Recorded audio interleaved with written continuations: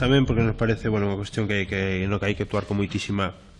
urxencia, pero estamos a falar dun problema, como xa se comentou, que vende moitísimos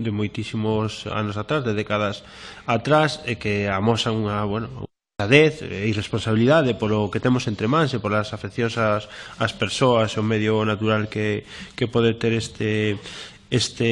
elemento, e que creemos que a día de hoxe, bueno, eu estive en varias ocasións coas veciñas, estive en varias reunións ali en Porriño con este tema, e decía as veciñas que estaban moi preocupadas, moi alarmadas, que, bueno, que viran isto como unha oportunidade, que estaban, ao final, levaban un montón de tempo comendo, bebendo, respirando lindano, e, bueno, que entenderán isto como unha oportunidade para, a raíz deste descubrimento de que saíran estos restos, pues, bueno, que poida servir para que exista presión suficiente como para que se solvente esta problemática e lle quiten ese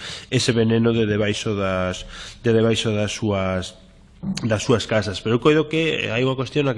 que se está fallando agora, que me parece que é tremenda importante, que é o que é a atención directa á veciñanza afectada. Alédome de que en poucos días hai xa un informe da Consellería de Medio Ambiente, que se actúe con rapidez nesta cuestión. Eu entendo, a ver o que chega na transacción, pero que aquí creo que hai que abrir moitísimo máis o campo de estudo, como trae a proposta do BNG, ampliando concellos veciños, buscando ese mapeo de onde pudo acabar o lindano durante aqueles anos nos que a empresa estaba encantada cando a xente se levaba para facer obras por esta cuestión que compactaba moi ben e demais, e se fixo moi popular. Estamos falando de que se calcula que en torno a 1 millón de toneladas de residuos saíron desa fábrica, polo tanto, que se esparciron por moitísimos sitios, polo tanto, o estudo debe ampliarse o máximo posible. Podenos parecer ben que se faga un primeiro estudo na zona onde están as vivendas, pero ese estudo ten que ser ampliado, e para nós non nos vai a valer con que se faga únicamente onde ahora surdiu a alarma, porque sabemos que está depositado en moitísimos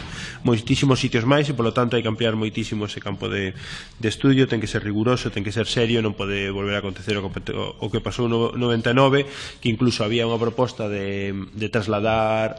as familias que estaban nas casas, nas vivendas protegidas, e ao final non se trasladaron. Bueno, se naquele momento se estudaba a posibilidade de trasladar, seguramente é esa, porque os riscos son moi importantes. Entendemos tamén aí que o goberno ten que actuar con respecto a estas vivendas oficiais. A Xunta de Galicia construiu vivendas oficiais en riba de residuos do lindano altamente contaminantes, e tamén ten que mirar dunha maneira seria por estas familias e buscar unha solución en caso de que teñan que ser desaloxadas. Como digo, un dos principais problemas baixo o meu punto de vista é a falta de información cara á veciñanza. Non se lle fixeron as análises pertinentes, cando menos as que están en riba, que estiveron bebendo, comendo, respirando lindano, que xa se sabe que están nunha situación na que sinten moita vulnerabilidade, nunha situación de alarma, que precisan unha resposta da administración, precisan unhas análisis de grasa, que é onde se acumula o lindano. Eso entendemos que ten que facer con urxencia, sobre todo por dar tranquilidade ás veciñas, e se en algún caso ten algunha cuestión que haxa que enfrontar, que enfronte canto antes. Neste constituíse unha plataforma de veciñas afectadas por esta falta de información, opacidade que denunciaban, e decidiron como constituirse en plataforma para poder ser un asente que poida actuar na defensa dos seus intereses, pedir información e demais, e agardamos que o Goberno da Xunta de Galicia trate con sensibilidade a esta plataforma e transmita toda a información que se precisa, que lle fagan as análises